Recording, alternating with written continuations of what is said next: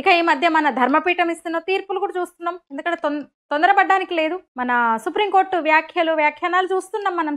విచిత్రంగా ఉంటున్నాయి. Parliament pass చేసి రాష్ట్రపతి ముద్రతో చట్టం వస్తే దానికి వ్యతిరేకంగా ఆందోళనలు. ఇప్పుడు 356 అమల్లోకి తెస్తే వాళ్ళు కోర్టుకు వెళ్తే మనమే అంటాం అసలు ఏంటి నియంతృత్వము, మోదీ నియంతృత్వ విధానం ఏంటి, ఏం జరిగిందని అక్కడ రాష్ట్రపతి పాలన పెట్టారు. మమతను వేధించడానికే మొన్నటి వరకు ఏకైక మహిళా సీఎం ఢిల్లీకి మహిళా సీఎం వచ్చే వరకు, ఢిల్లీ సీఎం కొత్త సీఎం వచ్చే వరకు దేశంలో ఏకైక మహిళా ముఖ్యమంత్రి. ఒక మహిళను అట్లా వేధిస్తారా? మనమే అంటాం అసలైతే. అంటే ఎవరో ఏదో అంటే కేంద్రం చేయదు తెలుసు, కేంద్రం అన్ని గమనిస్తుంది. మనం ఇక్కడ కూర్చొని మాట్లాడడం కదా, కేంద్ర ప్రభుత్వానికి అన్ని తెలుసు. ఇంత పెద్ద దేశము, ప్రజాస్వామ్య దేశం, మనకు రాజ్యాంగం ఉంది, రాష్ట్రపతి ఉన్నారు. ఎప్పుడు ఏం చేయాలో కేంద్ర హోంమంత్రికి తెలుసు, ప్రధానమంత్రికి తెలుసు.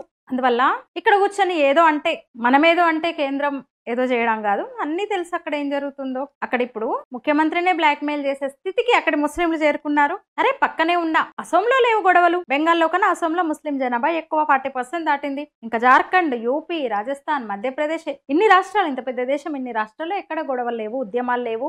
వక్ఫ్కు నిరసనగా చట్టాన్ని నిరసిస్తే ఎవరు బయటికి రాలేదు. వెస్ట్ బెంగాల్లోనే ఎందుకు జరుగుతున్నాయి ఇంత ఆందోళనలు, అల్లర్లు, దాడులు? ఎందుకంటే ప్రభుత్వం బుజ్జగింపు ధోరణిని అవలంబిస్తోంది అక్కడ. నువ్వు కాకపోతే ఇంకో పార్టీ అన్నట్టున్నారు వాళ్ళు. అంతే కదా, కాంగ్రెస్ ను కాదని ఆపుని నెత్తిన పెట్టుకున్నారు ఢిల్లీలో. వాళ్ళకన్నా నువ్వు ఎక్కువ చేస్తా హామీ ఇస్తే నేను ఇంకా నెత్తిన పెట్టుకుంటాం, మీకు అది చేస్తాం ఇది చేస్తాం అంటే వాళ్ళ దిక్కే పోతారు వాళ్ళు. సెక్యులర్ పార్టీలు పోటీ పడుతున్నాయి ఆ విషయంలో, వాళ్ళ మీద డిపెండ్ అవుతున్నాయి పూర్తిగా.